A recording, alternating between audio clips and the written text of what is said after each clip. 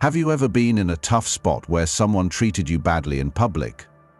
It could have been a rude, sarcastic remark made in public or a bad joke that made you feel unimportant and embarrassed.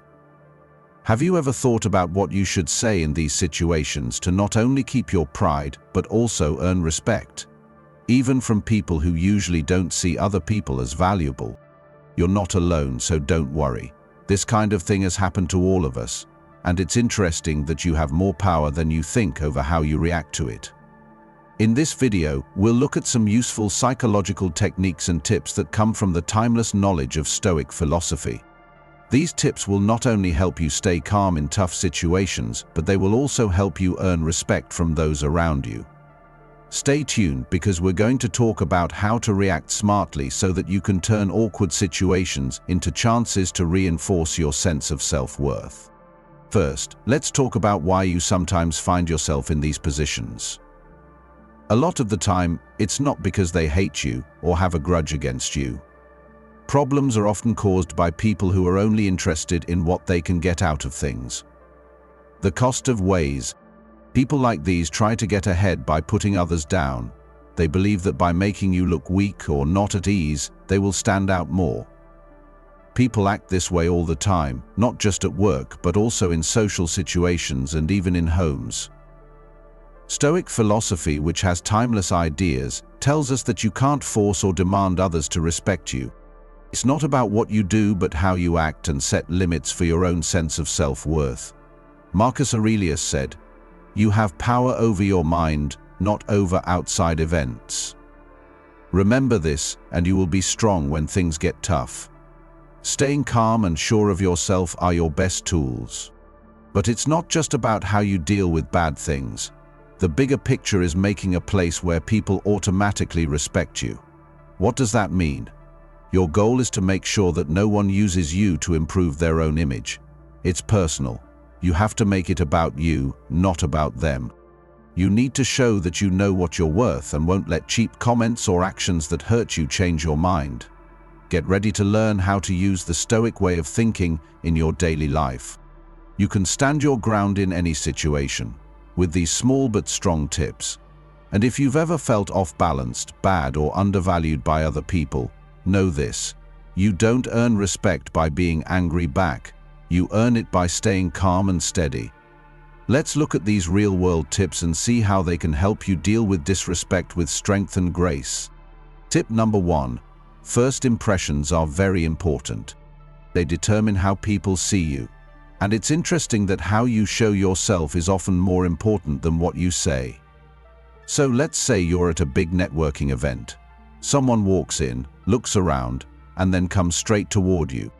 When they extend their hand to meet you, you don't get up. Instead, you stay seated and give their hand a quick look before shaking it.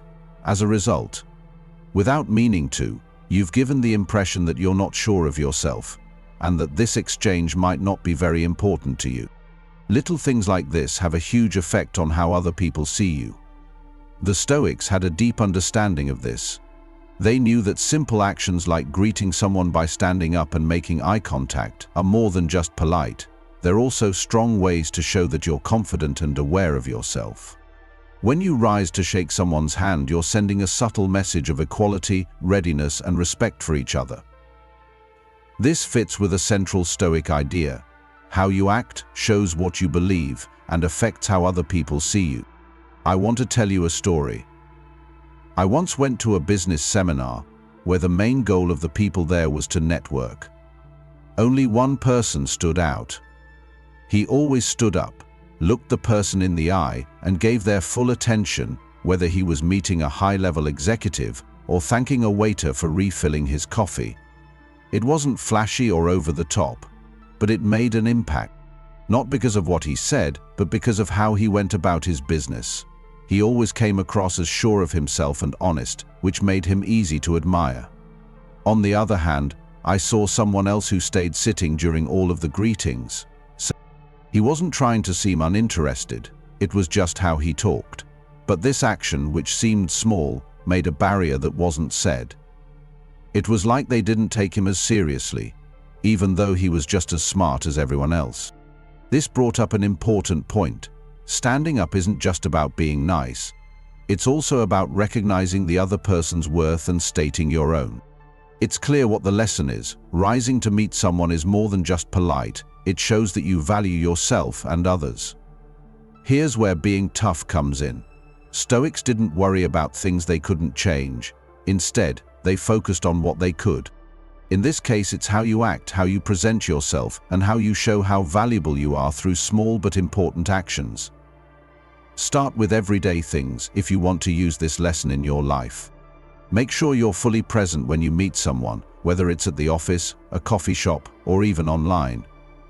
When you meet someone, stand up, make eye contact, and use your body to show that you are sure of yourself. These small actions not only earn you respect, but they also show how valuable you are. They show how Stoic ideals can be used in real life. Remember that first impressions aren't just about how you look, they're also about showing how confident, self-respectful, and respectful you are of others. This is what Stoicism is all about. Live your life on purpose, notice the little things, and let your deeds show who you are. So the next time you meet someone, act like you mean it. Look them in the eye, and don't just say what you want to say. Tip number 2. If someone talks over you in public while you're talking, give them a hard, determined look. People who talk over you can be very annoying, especially when they do it in public. When you're trying to make a point, someone cuts you off and changes the subject. But wait a minute.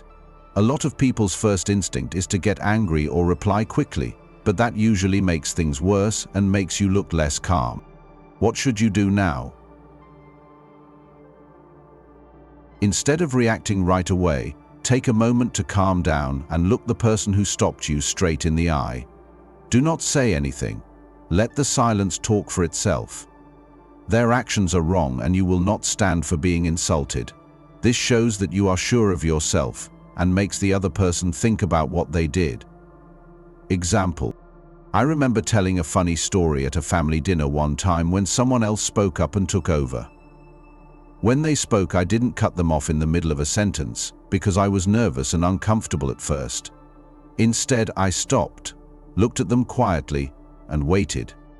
There was silence for a short time, but it meant more than any words could have.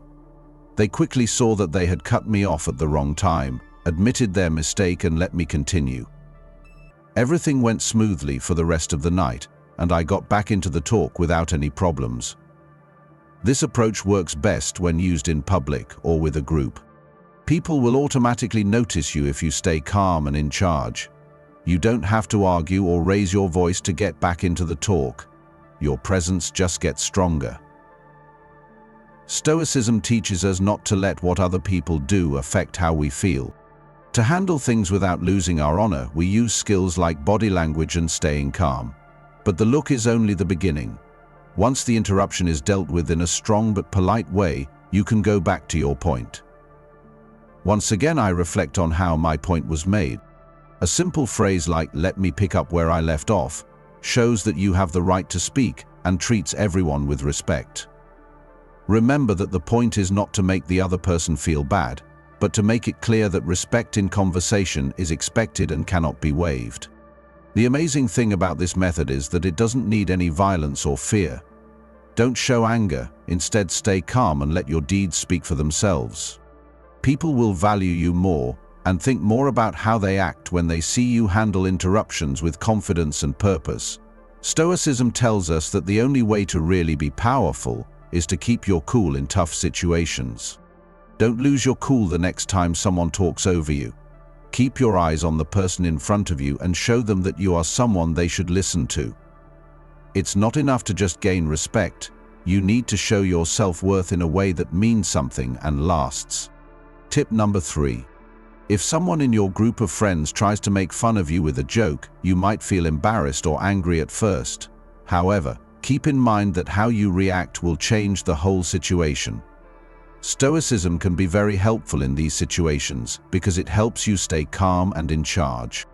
When I got together with old friends for a casual get-together, one of them chose to make fun of me in front of everyone by telling an embarrassing story from school.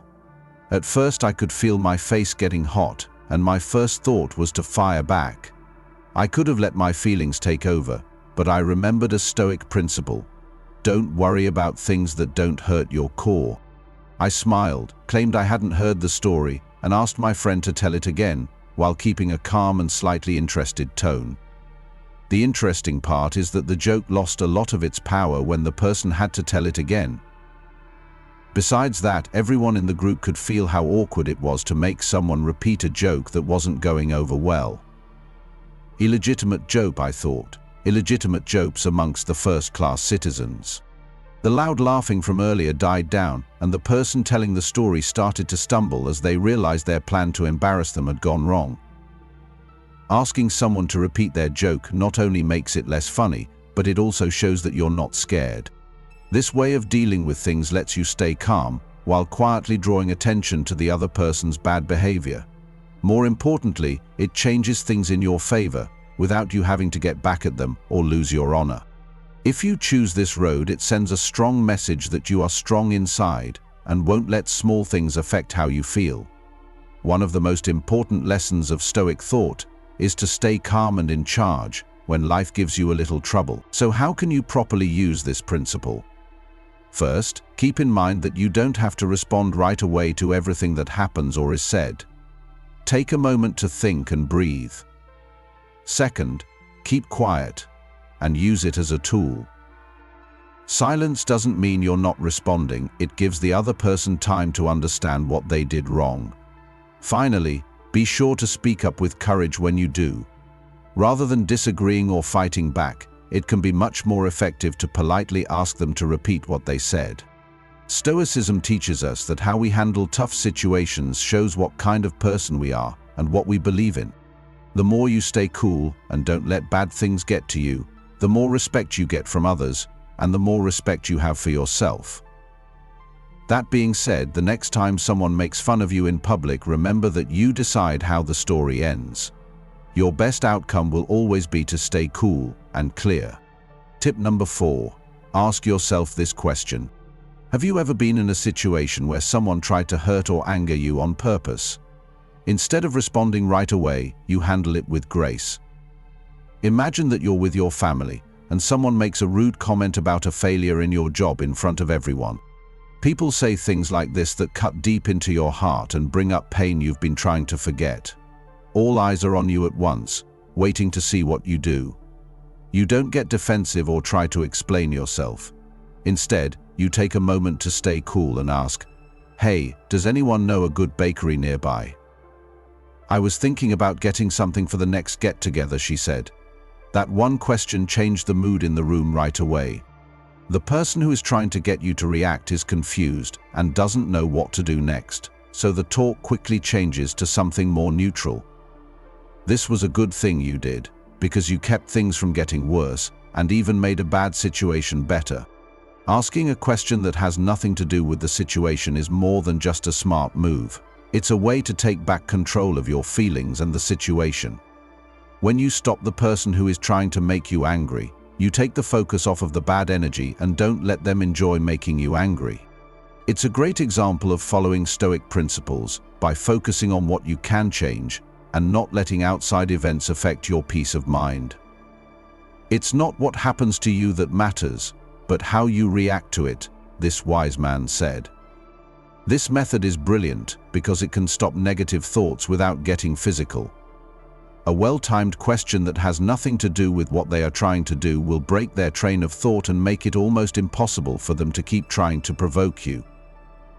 At the same time, it helps you stay calm and show that you have confidence and mental control. In any social setting, this is a strong way to get attention.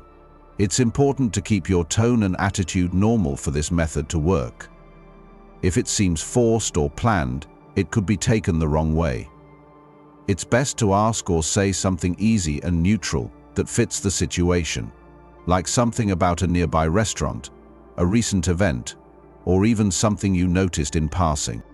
The goal is not to avoid the problem in a bad way, but to change the subject of the talk in a smooth and subtle way. This method doesn't just help in the present, it also builds inner power and resilience over time. You show yourself and others that you're in charge by refusing to get involved in emotional fights. People around you will notice how calm you are and respect you for it. The more important thing is that this approach helps you develop the basic Stoic value of focusing on what you can control. You have no control over how other people act, but you can choose how to react. This makes you feel better about your own self-worth and makes it clear that you won't let anyone hurt your peace or honor. Do you have any experience with feeling ignored, disrespected, or undervalued? If so, this is the fifth tip: walk away. It's not fun, but walking away is sometimes the best way to keep your dignity. Stoicism tells us that you can't force people to respect you. You have to know your own worth and earn their respect. Walking away isn't always a sign of failure. Sometimes it shows how strong and confident you are in yourself. I want to tell you a story. Sarah was a friend of mine who was a very creative worker. She joined a big project at work one day. But instead of being praised for how hard she worked, her boss made fun of her all the time in front of the team. They would talk over her in meetings, brush off her ideas, and act like what she had to say didn't matter. Sarah first worked harder because she thought she had to prove herself. She was angry for months though, until she realized she didn't have to beg people to respect her. Everything changed after a key meeting.